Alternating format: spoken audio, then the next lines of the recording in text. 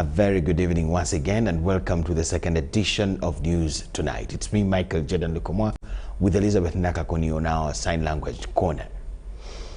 President Yoweri Kaguta Museveni, in our first story, has urged the newly elected NRM members of parliament to focus on the prosperity of the ordinary citizens. The president expressed disappointment three-week-long retreat for the newly elected NRM MPs at the National Leadership Training Institute in Changwanzi. Renowned patriotic songs by the newly elected MPs on the National Resistance Movement ticket are what welcomed President Museveni at the National Leadership Training Institute in Changwanzi district.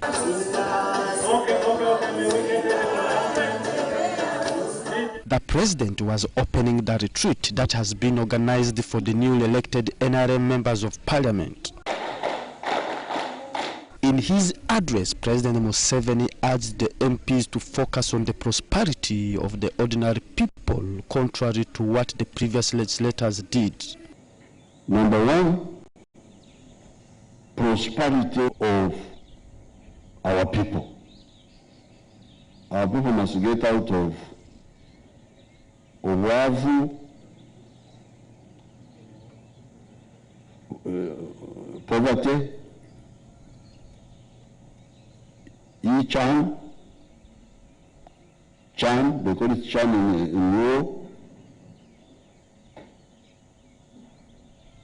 ignorance, bad housing, and live a prosperous life. The head of the state also encouraged the new legislators of the 11th Parliament to desist from corruption tendencies. MPs that we are going to benchmark. Just corruption. This time I must tell you, members of the NRM, I don't want to fight with you, but this time we shall fight. Sometimes I don't want to embarrass my NRM members, so I hint, I talk, hoping that they will understand. But they don't, and they end up involving all of us in mistakes.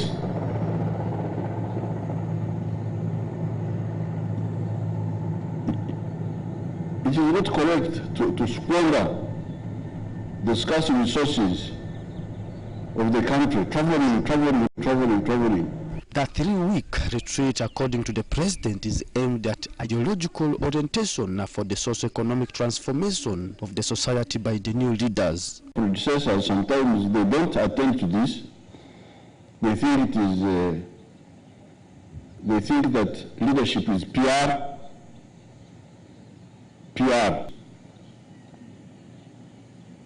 Attending barriers, doing this, going and sit in the church the whole day, even if you have no contribution to make. But I can tell you that thing will not work. In the end, PR will not work. PR will fail. People will get tired because these people are looking for solutions, not just PR. The new MPs have applauded the retreat, saying it will go a long way in informing their different political agendas. That is what we are going to focus on, the prosperity of the people. As you know, issues of the masses are too many. Poverty, poor road infrastructure, a lot of issues that we have to focus on in the 5 years to ensure that there is prosperity in the country. So we are not being brainwashed here in Changwanzi, but we are learning on how we are going to lead our people. The training revolves around how are we going to serve the people that elected us? How are we not going to serve our personal interests? How are we not going to steal from the country? The 29 days that we are going to stay here, I believe we are going to be strong leaders, and we shall really work for our constituencies, and we lobby to make sure that our people down there. Present at the opening of the retreat were SEC members, including Deputy Speaker of Parliament Jacob Olanya, Prime Minister Rukana Rugunda, Godfrey Chiwanda, Regional Party Chairperson for Buganda, Sinka Tongole for Central Ministers, Ayala MPs, and top NRM party officials. Philip Aguta, UBC News in Changwanzi. Thank you, Philip Aguta. President Yoweri Kaguta Museveni, in other news, also Commander-in-Chief of the Uganda Armed Forces, passed out a total of 1,143 young officers and Air Force cadets at the Uganda Military Academy in Kabamba, Mubende District. The young officer cadets were sourced from different in-service units of the UPDF, with 272 from UMAK, 126 from the Air Force, among whom included 52 pilot cadets, 317 from SOI Bihanga, 426 from NCOA in Jinja, 1 officer cadet from Kenya Military Academy, one officer cadet from the Royal Military Academy, Sandhurst. At the function, cautioned graduates against acts of immorality, alcoholism and drug abuse if they have to remain healthy during their time of service in the forces. UPDF being an intellectual and physical organization, President Museveni called upon the leadership of the army to emphasize career planning and timely training of the service personnel for proper placement of staff. He noted that government has handled security issues correctly, citing issues in Karamoja, which he says need to be handled carefully. We are now looking for upscaling the riflemen who can be trained in a short time. So when you join as a healthy soldier or officer or soldier or officer. We want you to remain healthy for 21 years. It's a business. The Chief of Defense Forces, General David Muhoozi, thanked the President for prioritizing continuous improvement and mobilization of the UPDF to match the demanding tasks and emerging issues. Defending our country is our core business, and we must do it effectively, like you have always demanded. It is, however, not cheap, but it is inevitable in order to ensure our stability and prosperity. We've made significant strides in improving our readiness levels to meet the demands of our national defense and security. We are comforted, Your Excellency, that you place a high premium on continuous improvement of our force posture in terms of planning and budget. And training is one important aspect of what we shall consistently do to match the demands of our future tasks. The commandant of the Uganda Military Academy Kabamba, Brigadier General Charles Byarhanga, applauded the young officer cadets upon successful completion of the training with utmost discipline and sacrifice. Best overall students in class, in field, and best female were awarded. Present at the commissioning were Senior Presidential Advisor on Defense, Lieutenant General Proscovia Nalweiso, Land Forces Commander, Lieutenant General Peter Eluelu, Joint Chief of Staff, Lieutenant General Joseph Musanyufu, Service Chiefs, and School Commandants. The prolonged need to allocate courts of different levels in every district and the judiciary to work as an independent arm of government were among some of the issues raised by heads of judiciary led by the Chief Justice Alfonso Winyidolo during their meeting with the Legal and Parliamentary Committee earlier today. The meeting was held at the judiciary head offices in Kampala, as our reporter tells it here in detail. In the judiciary budgetary proposal which was presented to President Museveni by the Chief Justice Alfonso Winyidolo, it was indicated as the money needed by the judiciary in the next financial year 2021-2022. In the need to see that justice prevail in Uganda and to address the challenges hindering judiciary and delivering justice, the Legal and Parliamentary Committee Thursday met heads of judiciary led by the Chief Justice Alfonso Winyidolo. Getting justice should not be a burden. It should not be the type of thing which leads you to say, no, it is not worth it. Magistrates should be within walking distance of people. Should be just like a hospital or health center 3, where you can walk for 30 minutes, maybe for an hour, and you are in the presence. Without leaving the issue of increasing the number of judges and courts in different parts of the country, Mr. Doro says these are some of the issues the proposed budget will address. That the judiciary has a hand to play in the economic development of this country, in the stability of this country. Because ultimately, law and order is achievable when you have a robust judiciary. And that informs the budgetary proposals the judiciary has come up with. Chief Justice also shed light on the drama that ensued at the Supreme Court while he was delivering detailed rulings in Robert Kyagulanyi Ssentamu's presidential election petition of 2021. Well, there was no fighting between the Chief Justice and any person in the Supreme Court. There were some utterances by one of the justices. You need two to fight. You've not had the Chief Justice saying anything about that to amount to a fight. But that one is being handled. Jacob Oboth, the chairperson of Legal and Parliamentary Committee, talking to the media, applauded the tremendous job done by the judiciary towards delivering justice to Ugandans. Oboth on this promised to address all the concerns raised by the judiciary to the parliament. We all have to know and appreciate the fact that judiciary is not a ministry, is not a department of government, is not an agency, is an arm of government that need to be felt by every Ugandan. So the budget proposals that being made by the judiciary is being supported by the committee, and the reasons we're here is to dig deeper into specific items so that we get information on how we can be able to defend the proposals being made.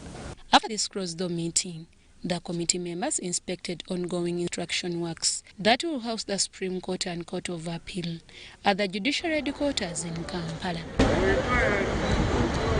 Deborah Namamonde, UBC News.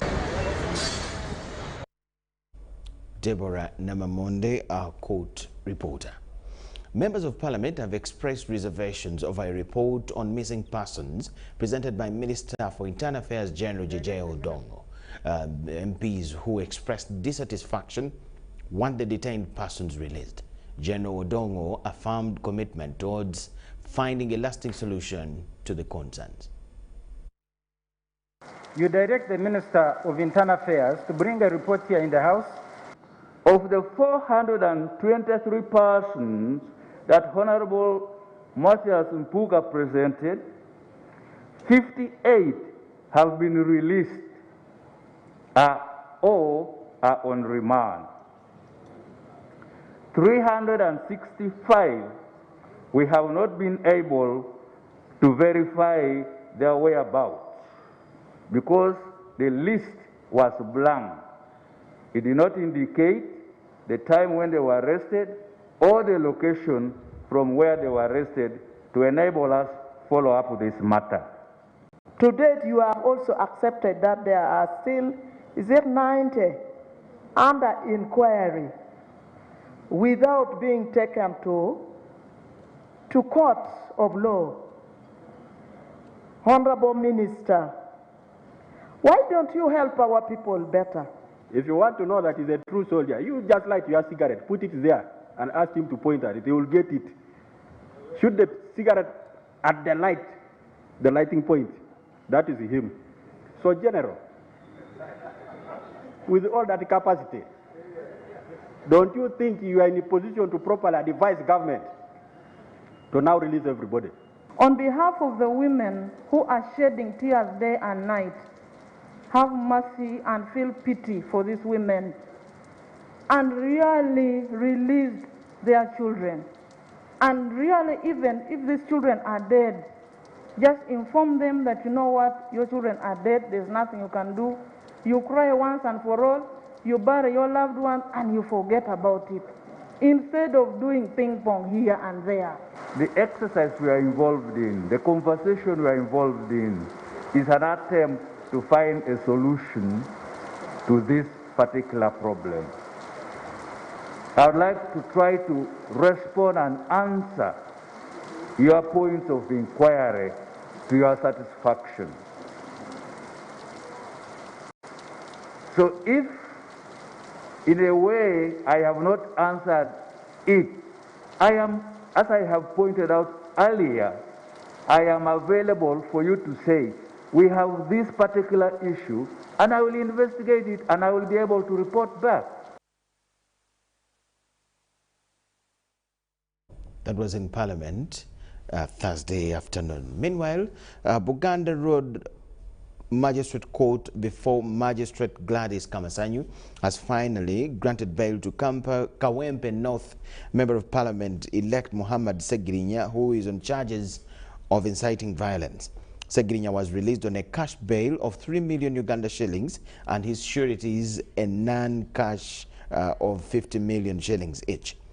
Earlier, the prosecution led by counsel John Keko adduced evidence from 3 witnesses who pinned Segirinya for the said crimes.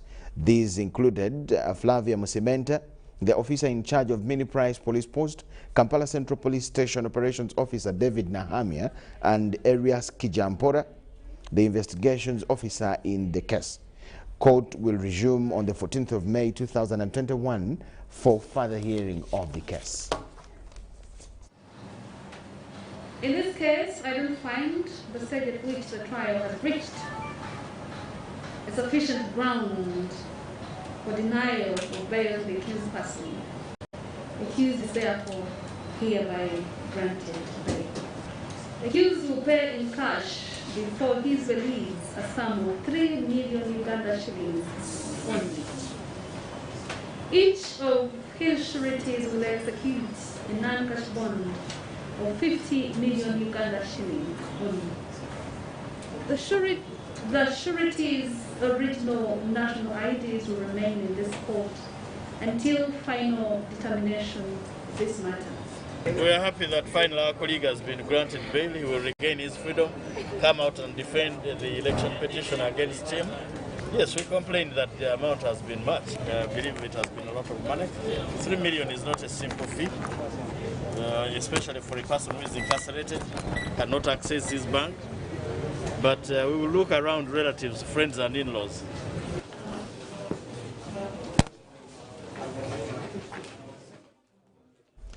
World Health Organization representative to Uganda, Jonas Tegeng, has appealed to Ugandan government to ensure that the proposed COVID-19 doses earmarked for procurement in May reach every Ugandan at the grassroots if the fight against the pandemic is to have an impact. The call comes on the heels of another procurement of 100,000 doses of AstraZeneca vaccines by the government of Uganda and more donations of the COVID-19 vaccines that are coming in. Speaking at the commemoration of the World Health Day at the Sheraton Hotel in Kampala, World Health Council representative Jonas Tegeng called on the Ugandan government to ensure that the COVID-19 doses expected in the country in May 2021 reach the common Ugandan at the grassroots. So that is why last year, and we will continue this year, we are emphasizing on equity. That everyone has to benefit from the technologies, the medicines, the vaccines, the public health efforts, so that all of us could survive. Tegeng's concerns follows disputed reports that the Ugandan government had licensed some private hospitals and clinics to procure vaccines and vaccinate Ugandans at a cost. This year is also a different type of World Health Day. Not only that, we started celebrating it on April 7, but we are going to continue reminding member states and everybody. The theme would continue to be our focus until the 12th of December 2021, when we will commemorate universal health coverage. The first donated dozens of AstraZeneca vaccine were meant for essential workers only according to the prioritization schedule of the Ugandan government. The first beneficiaries included health workers, security personnel, teachers, and Ugandans above the age of 50. While the first phase of the vaccination exercise is rated as being successful, with over 85,000 Ugandans vaccinated, the Minister of Health, Dr. Ruth Acheng, says there are some challenges facing the entire exercise. And this statement is shared with all the media stations. But what do? They will pick something small where I have said we are not sure whether we are going to get vaccines on time. That will be blown out of proportion. And all the others I have said will be ignored. On the conception of alcohol by people who have already taken the COVID-19 vaccine jabs.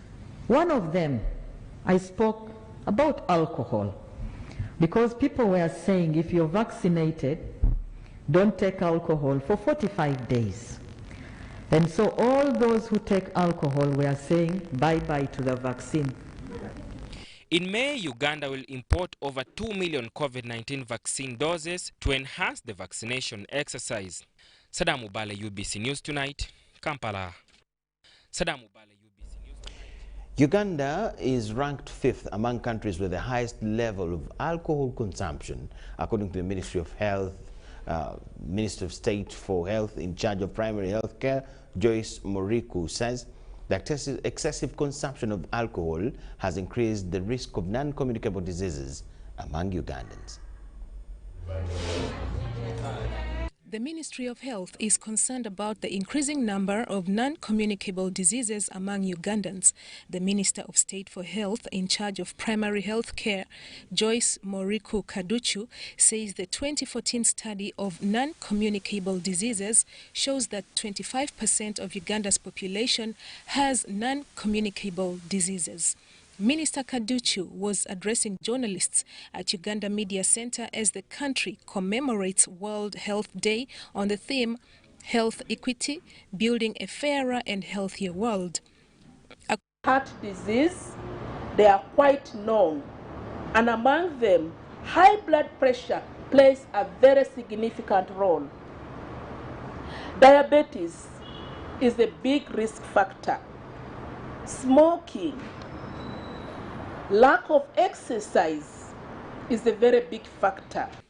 According to the Ministry of Health, excessive consumption of alcohol and drug abuse are some of the fueling factors for the increase of non-communicable diseases. 26.8% of Ugandans were engaged in harmful alcohol consumption, and about 10% living with alcohol disorders.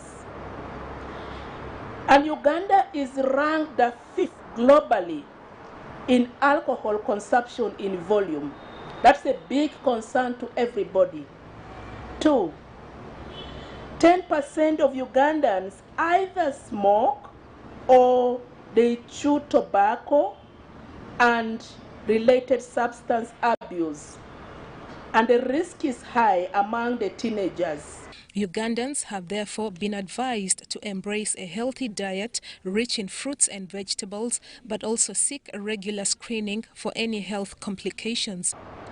We've got poor health-seeking behavior among our people, including you and we.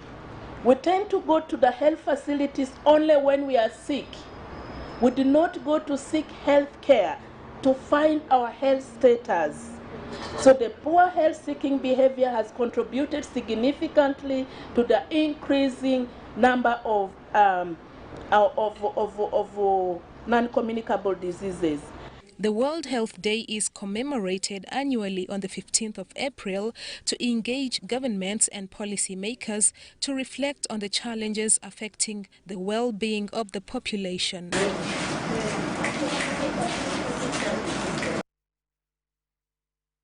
Refurbishment and installation of new infrastructure at the Nachivo Water Waste Treatment Plant is complete.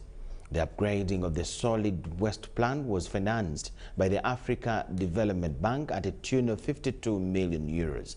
The visiting executive director of the African Development Bank, Cheptu Amos, was impressed with the progress of the works and promised more support to Uganda's national development objectives.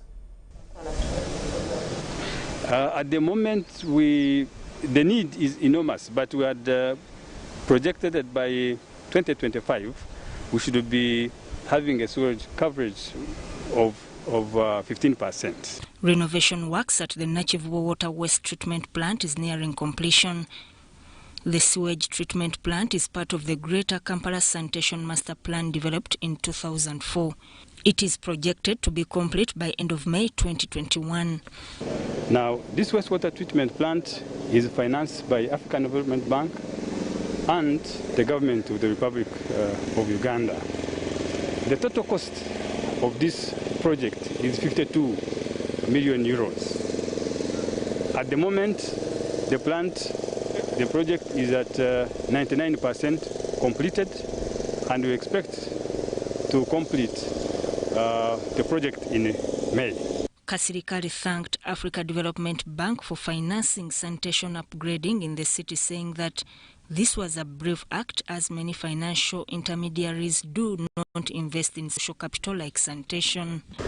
Sewer connections are not as lucrative in terms of the appetite for the customer to connect as the water connection, because most people have, where we don't have a sewer network, they have on-site sanitation. ADB's top management was at the Rugolobi-based wastewater and sewage treatment plant to ascertain value for money for the bank-funded project. So we are seeing value for money, which the bank has put in to this project, over 50 million units of account. So it is very impressive, really, and we are looking forward to receive the project completion report, because I see that the project is now close to 100%. So I want to encourage you to keep up, maintain, make sure that the facility is fully operational all the time, so that it can serve our people. Chepto pledged more support to Uganda in financing the national development objectives. Unfortunately, many Ugandans have not embraced connections to national sewage network simply because the technology connections are still very expensive and the network distribution is still poor. For several days each year, President Yoweri Museveni takes off time of state duties to tend to his cows at Chisozi farm located in Gomba district, where once in a while he would interact with his neighbors. In 2011, in a bid to lift his neighbors out of poverty and also stop theft of his cows, the president held sensitization meetings with the residents in over 10 districts covering 1,700 home states. Among other things, they talked about the need for improved food security, hygiene, provision of seedlings and tools. Enoch Lulanga, one of the residents, says he was desperate and needy before the Poverty Alleviation Department and the State House came to his rescue.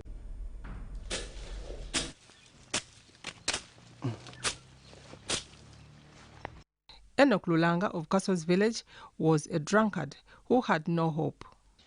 Banganze basanga ndi bubi nga nnyo omwenge nga sina bwendi ne bankolamu omulimo ne bagamba va ku mwenge tukuwe enkulaakulana. PAD trained him and gave him a cow, coffee, slashers and a spraying machine and other farm inputs and appliances. Zezi ne mwanyi zange era muzeyize yampa era nfunamu era nga nnyuddwamu kinene nnyo. Era bwenti bwennima nenzijjamu bino nkwata oluso nentereeza.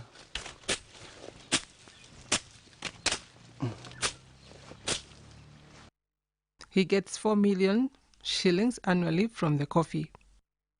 From the milk cow, he gets 10 liters, 5 of which are sold, and he gets 1.4 million shillings in a year from the milk. Buli season noga kilo 10. Tegeeza nti mu mwaka nogame season 2. Nogenda bugenda ogatagadamu lutunde bobo tunze ku 12,000 ze miliyoni 4 mu mwaka. Zenfunamu mu mwanyi. Kama lita 10. Kale lita 5 nenzitunda. Kati lita 5 mu mwaka nemba nga nfuna miliyoni 4 mu emitwalo 4. About the circle, he says that it has assisted him tremendously because he gets loans to do other projects. Ugane weewola, no savinga, akasene no kakozesa, ate nozaayo. Ekyo ne tuba nga tuganyulwamu. He's able to take care of himself and his family comfortably. Abaana bange mbasasulira school fees mu sente ziva mu nkulakulana muzeeyi gye yampa. Kale nali sina we nnundira. Kale n'amayumba kujja zinene ennyumba nali sigirina kubanga nali mbeera mu kayumba kabi wali waggulu nga kabi. Nenzimba eno ennyumba nga maze okungula emmwanyi. Nenziramu n'enkungula emmwanyi, nenziramu n'enzimba ennyumba endala wali. Nenziramu n'enkungula n'enzimba ey'okusatu. Then kale nenkola kimbe naddamu okungula nengula we nnundira. Era nyinawe ettaka lyange liweza yiika 6 era we nnundira.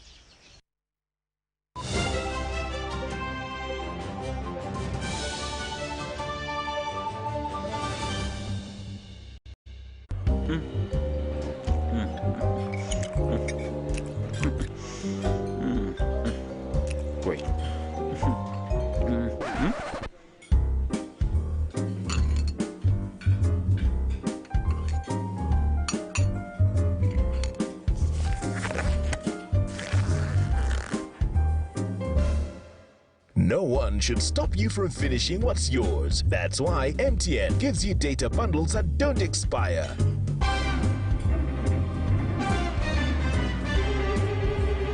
Load MTN Freedom bundles using My MTN app and enjoy the freedom to finish your data bundles. MTN.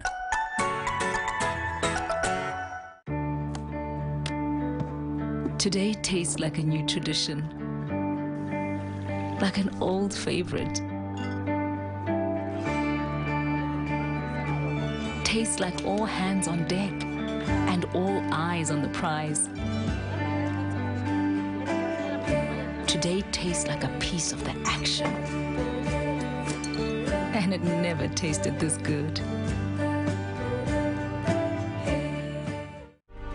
2020 was the year the tourism sector got disconnected. But this year, we reconnect.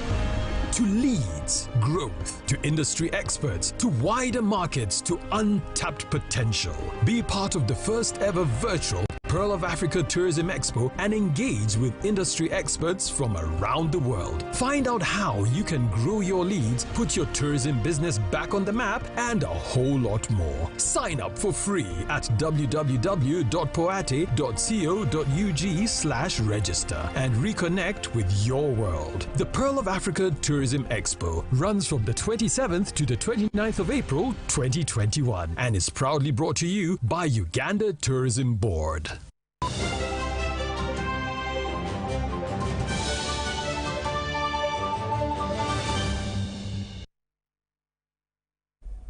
Welcome back from the break, and thank you so much for watching. Minister for Finance, Planning and Economic Development, Matia Kasaija, has said that the East African countries are much stronger as a united bloc than separate entities. Kasaija wants East Africans to look at each other as members of the same family and be willing to stand together, mainly during this COVID-19 era. He was officiating at the opening of a 3-day East African Congress of Accountants in Kampala. The ordinary people are integrated. East African countries are yet to put into practice the final instrument that completes the journey of a complete united bloc. However, citizens in the respective countries are yearning to cooperate as an integrated East African community bloc where citizens can freely move across the region for work, business, and even settlement. The issue of East African integration is necessary and is viable and very important for our economic and security. The Minister for Finance and Economic Development, Matia Kasaija, says once East Africa becomes a united bloc, citizens will be able to trade across the region freely and become more prosperous. We have excess here. Why should Kenya go and buy sugar from outside East Africa? We supply. We have a lot of milk here, fairly cheap. Why should somebody go and import milk from South Africa or from Netherlands, from what? We say, simple. So, this is the task for we, the politicians, for sure, there's no question about that. Kasaija was speaking at the 3rd East African Congress of Accountants going on in Kampala. There were 90 for them, they are already integrated. Go to Rwanda. Many Rwandese, if I tell you the Rwandese in Uganda here, Rwandese from across the border. You'll be amazed. I can even take it to my own constituency. I think now the population in that area, the Rwandese must be maybe about 20%. The Chief Executive Officer of the Institute of Certified Public Accountants of Uganda, Derek Nkaja, explained that the Congress aims at promoting the spirit of East African integration through engaging accountants that are at the center of economic development. In order to accelerate economic integration, we want every East African to enjoy East Africa. And that can only be when we are all prospering in health, prospering in finances, prospering in what we do, what we choose. The Congress has drawn delegates from Mozambique, Kenya, Tanzania, Rwanda, Burundi, South Sudan, and host Uganda. Deo Habimana compiled this report. The media fraternity and Uganda People's Defense Forces continue to devise ways of dialoguing and making peace in order to create a good working relationship. The deputy spokesperson, UPDF Lieutenant Colonel Deo Akiki, says that they have organized the Media and UPDF Day, an event that is meant to bring the two together in a strong partnership. Activities will include a friendly football match where generals like the Chief of Defense Forces will participate, a symposium and a dinner. Relationship between media fraternity in Uganda and Uganda People's Defense Forces is slowly improving following past misunderstandings accruing from UPDF's alleged interference in journalists' work while on duty. Uganda People's Defense Forces, however, have come out publicly to apologize and punish errant officers involved in incidences of harassing journalists. The UPDF deputy spokesperson, Lieutenant Colonel Deo Akiki, says for a long time the media and the UPDF have been operating harmoniously until the COVID-19 operations and 2020-21 presidential campaigns. Been together wherever there is anything to pass by, and you have been acting as a bridge between the UPDF and the media. Not until the monster COVID came in and we had to come in for operations. Not until elections of 2021 came in, where some of you have been stepped on your feet. And therefore, we thought, among other activities we have been doing to make sure that there is harmony between the media and the UPDF, is the Media UPDF Day. The two parties have organized a Media and UPDF Day, which will encompass activities like football matches, symposium and dinner to further interact and dialogue for a better partnership. The activities is a football match, actually 2 football matches, where we will see the CEOs and the MDs of media houses playing a football match between the UPDF generals and that category. Heads of different media associations say these engagements are looking at how to protect journalists and defend media freedoms, work in harmony, with hope to prevent media and UPDF clashes. And 2, promote and defend media freedom and make sure the Ugandan media terrain is conducive for anybody doing business, for anybody practicing as a professional. It will take a lot of commitment to make this marriage work. But all we're not in doubt about is that we need each other. But most importantly for us as Human Rights Network for Journalists Uganda, we need journalists secure in the line of duty. Our way forward was that if we are able to engage in the way like we are going to engage tomorrow, then we may be able to avoid what has happened in the recent past in the future. Lieutenant Colonel Deo Akiki emphasizes that the outcome of such dialogue will see more necessary action taken. It may happen because we are not angels, but if that single incident happens, have we taken action against the errant soldier who has committed aggression against a journalist? If it has happened, is it skyrocketing? What is the graph? The parties also proposed that this should be made an annual or quarterly event. I'm Nafka Farida in Kampala. A section of private schools, Private Sector Foundation Uganda has donated 2 machines to help in delivering COVID-19 test results in a short time. Handing over the machines, Commissioner National Health Laboratory Services at the Ministry of Health, Dr. Susan Nabada, urged health workers to utilize this equipment effectively for its longevity. The teams from Ministry of Health and Private Sector Foundation Uganda have visited Kabale Regional Referral Hospital and handed over a PCR machine for COVID testing results. We are officially handing over a donation of PCR machines that we received. During this visit, health workers decried inadequate personnel, power challenge and small testing rooms. Where we were standing, we were supposed to see that middle was supposed to be removed, and then we have a bigger space. However, Commissioner, National Health Laboratory Services at the Ministry of Health, Dr. Susan Nabada, assured them that the ministry is working on solving these problems. Because of the challenges we had with the borders, we also established mobile labs at Elegu, Ajumani Hospital, Tororo Hospital, and Motukula. But as the pandemic went on, we needed to see how best we can increase access to COVID-19 testing. She also appreciated the private sector for its support in fighting COVID-19 pandemic. We saw it try to increase the decentralization of testing to other regional referral hospitals. And as I speak today, Ministry of Health got a donation from PSFU PCR testing machines.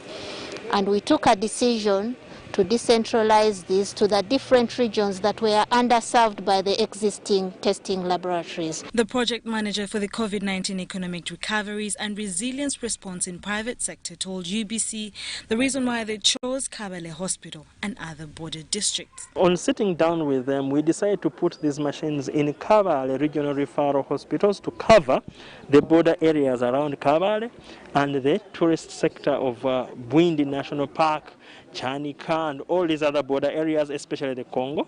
Executive Director, Kabale Hospital, Dr. Sophie Namasopo assures the public that these machines are to be used and handled properly. I would like to assure the people who have donated the machine to us, that is PSFU, that it is going to be put to correct use, to improve the quality of care to our patients. It will also reduce the turnaround time, as mentioned earlier, and also we assure you that the machine will remain available within the hospital. PSFU is to distribute 4 PCR machines to Jinja and Hoima referral hospitals, with each machine estimated to cost a whopping at 250 million shillings. Andrew and Vincent compile this report. Youth in Isinjiro this Thursday demonstrated demanding accountability from the district youth chairman who allegedly swindled over 138 million shillings that was meant to facilitate the NRM youth in mobilization of the sub-county, town council and district youth councillor elections. Kagumire Amos, the accused, has since fled the district and security has launched a crackdown to answer corruption charges. Youth in Isingiro have stormed the office of the resident district commissioner, Habat Muhanji, demanding for action against the district youth chairman, Amos Kagumire, who is accused of swindling youth mobilization funds totaling 138 million. Omusajja sente zaffe nazitwala nagula mama motoka nagula mama taka sitwina kitwafuna wadde na siringi 10 tunoonyeza obwenkanya. The youth allege that the NRM Secretariat first released 57 million to the district account, which was given to Amos Kagumire, who later deposited it on his personal account. It then released the second batch of 81 million, which was also withdrawn and given to Amos, but this time in the presence of the youth witnesses, some of whom said he later ran away with the money, promising to call them at a later day and plan on how to distribute it. We managed to do the organization without the fund, but unfortunately when the fund came, it was misallocated someone's pocket. And the people we think they are in position to rectify that. they have adamantly kept quiet about this. The Deputy District Internal Security Officer tried to get in touch with Amos to produce the accountability report, but she refused to show up in person and instead threw the document believed to be his accountability in the office of the RDC and ran away. He's meandering. Yes. He's guising as if he's far away, but he's within. Yes. We are going to plant on spies on him this night. Yes. Let him dodge tomorrow. Having failed in all possible means of having Amos arrested, the youth resolved to storm the officers of the RDC, requesting him to intervene. Efforts to get a comment from Amos Kagumire were futile as he declined to answer to our repeated phone calls. The subscriber you have called does not answer. Please try again later.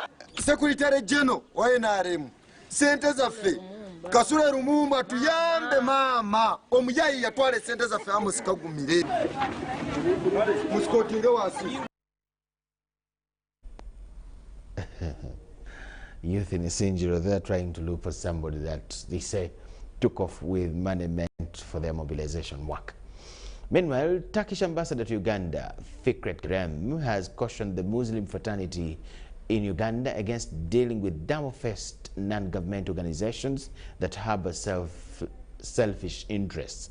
Ambassador Fikret was signing agreements with the Muslim fraternity in Uganda led by Sheikh Obed Kamlega towards construction of the National Muslim Leadership Training Institute at Kireba Nagarama in Mukono district.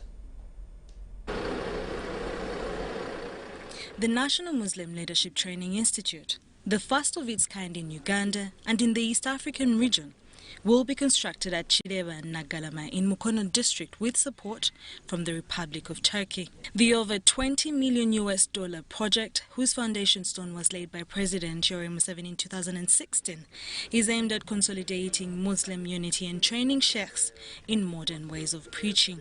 Officiating at the signing of the agreements, the Turkish ambassador to Uganda, Fikret Kerem, called on the beneficiaries to be careful about organizations with self-interests.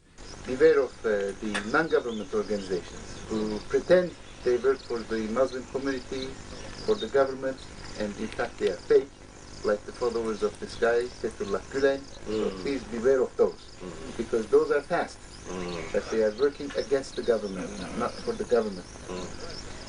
During the function that was attended by a cross-section of Muslim leaders, Sheikh Dr. Ashed Sentongo, a Muslim leader, revealed that the institute will also mold, train, unite and guide practices of preaching and training Muslims in the country.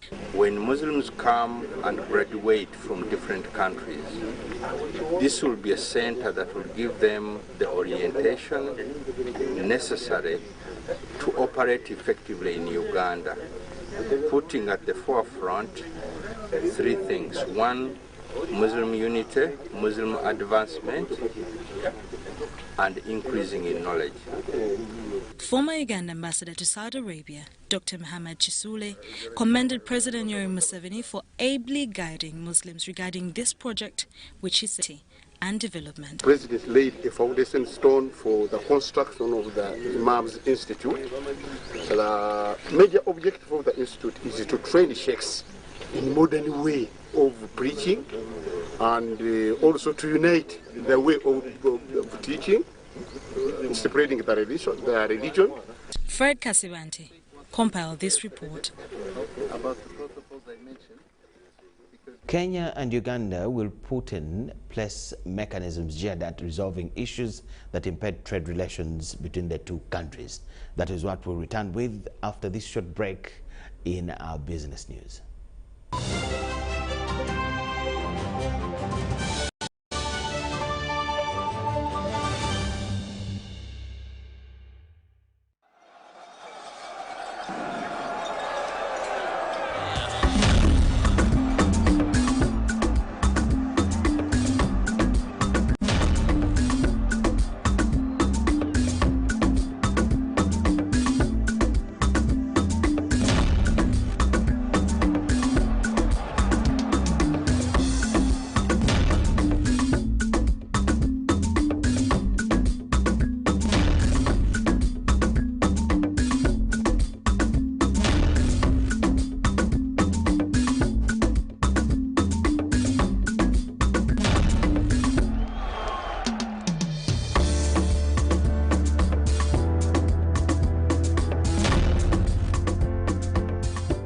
is their way of stopping HIV.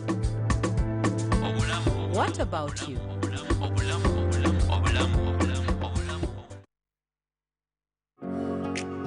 It's no secret that ICT makes learning easy.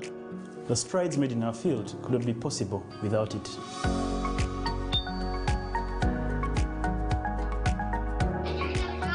And now we can watch our favorite show. My radio is my best friend. UCC provides an enabling healthy competition. We also facilitate ease of doing business in the communications sector through licensing, standardization, spectrum management, tariff regulation, rural communication development, and consumer empowerment. An informed consumer is an empowered consumer. UCC supports local content and innovations.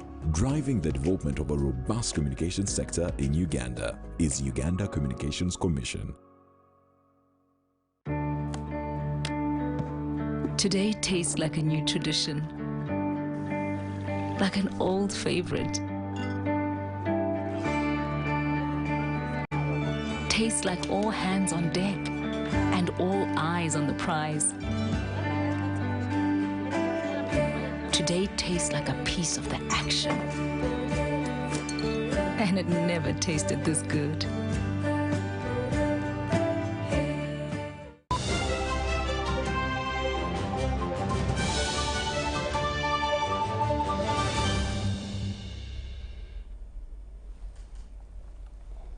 Yes, thank you so much for watching and welcome back from the break.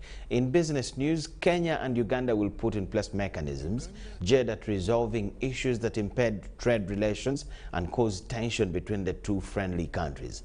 After extensive discussions between trade delegations in Kampala, a commitment to spur trade and stop trade wars has been made.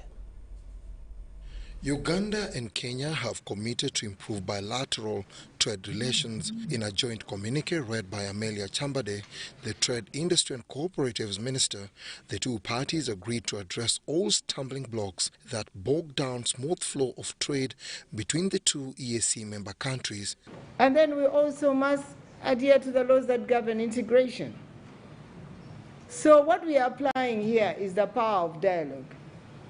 We should not overlook the power of dialogue. We are dialoguing to ensure that we create a conducive environment for you, for business. So, Honorable Betty Maina, Kenya's Cabinet Secretary for Trade and head of the Kenya Sugar Sector Verification Mission to Uganda, highlighted the social and economic benefits of open borders for trade. The reason we all signed up to the Regional Integration Project in East Africa is out of the recognition that together we will grow faster.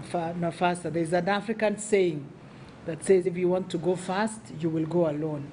But if you want to go far, you will go with others. As the region makes major strides in its integration agenda, building competitiveness rather than protection of the individual markets was emphasized by all the stakeholders. So in order to consolidate our East African community protocols, we felt it incumbent to resolve some of the NTBs currently prevailing in our economies. And Eureka, this meeting has been very successful. Every relationship is only healthy if not then there's a disagreement. And then when you overcome it, and resolve that disagreement, and you continue in the same friendship, cordial friendship and relationship as before, that's the test of your relationship. And that's the kind of relationship we have with Kenya. The joint decisions that are to be expeditiously implemented include recognition of testing and conformity results by each other's competent authorities. Uganda permitted to export 90,000 metric tons of sugar to Kenya per annum, both countries to abide by Article 15 of the East African Community Customs Protocol. Uganda is to provide draft terms of reference on milk for Kenya's consideration, and last but not least, both parties agreed to enhance compliance to the stipulated standards. The cordial relationship that has existed between Kenya and Uganda for generations continues to be tested by the non-tariff barriers. It is therefore expected that the high-level meeting in Kampala will amicably resolve the market disruptions. Dennis Igoa for UBC News.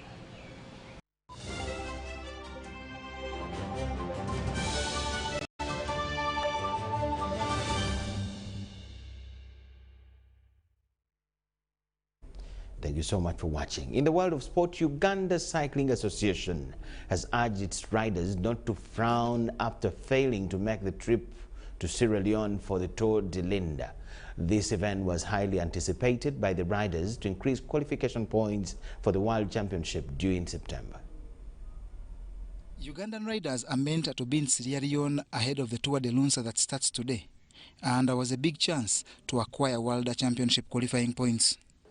It's like he was explaining, when somebody makes 18 years, he's capable to stand for presidency, but he needs qualifications like you name, senior A level.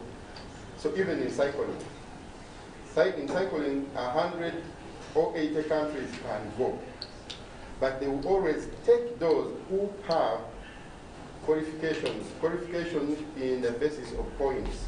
Late arrival of funds has derailed the mission, but according to the association's president Samuel Mahaba Muwonge, not all hope is lost. Anything can happen, but keep training. Many races, I've talked today with the pastor and the others, and you say there are some youth side events. So we are going to set plan B. Plan B doesn't need you to go home and just take off your bike. Keep on training, seriously. So, ladies and gentlemen, and we not say we have failed to get funds, but the time now, when you go to the airport, you will find the team has started, although the women had to start on Sunday. The team has a chance to garner the required 300 points from upcoming events in places like Limpopo, Morocco, Sri Lanka, and Malawi.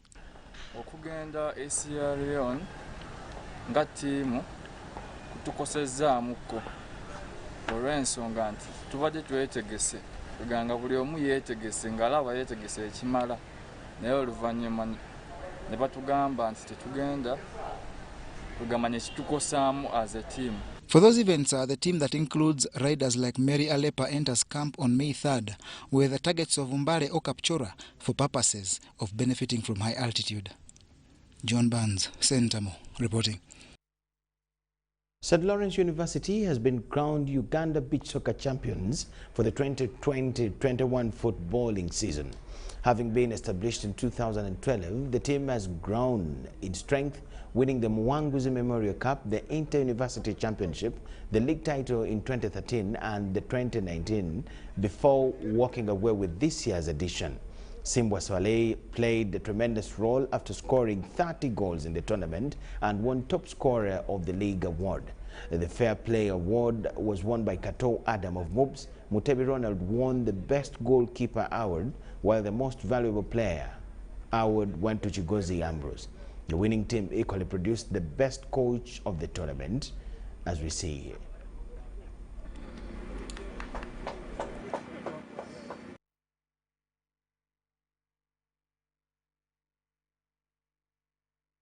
Uganda Revenue Authority head coach Sam Simbwa and KCCA Football Club striker Sadat Anaku have been voted as the best for the month of March as coach and player. The crowning ceremony was held at Katikati Restaurant along Lugogo. URA's Simbwa was the best pick ahead of Express Richard Bossa and Busoga United's Abe Wogerech Komeko. Simbwa guided the tax collectors to 5 wins out of 5 matches played against UPDF, Chetume, Vipers, Onduparaka and Busoga United. Express Bossa drew once in 5 matches, while Chikomeko won 3 out of the 5 matches. Anaku scored 6 goals, including a hat-trick against Busoga United, 2 man-of-the-match accolades, including a brace and 1 assist. So I have to keep on scoring goals to see that I improve on my scoring rate and catch up with the Golden Boot race. The award means a lot to me. It means hard work and success, the progress I'm going through. It is me to work harder for this, and it also motivates me and my players. We congratulate the winners. That is Sam Simbwa, coach for URA, and Anaku, the player. Wish them all the best. That is all we had for you tonight. Thank you so much for watching. My name is Michael Jordan Lukomwa and Elizabeth Nakakoni on the Sign Language Corner. We thank you so much for watching and wish you the best of the night. Bye-bye.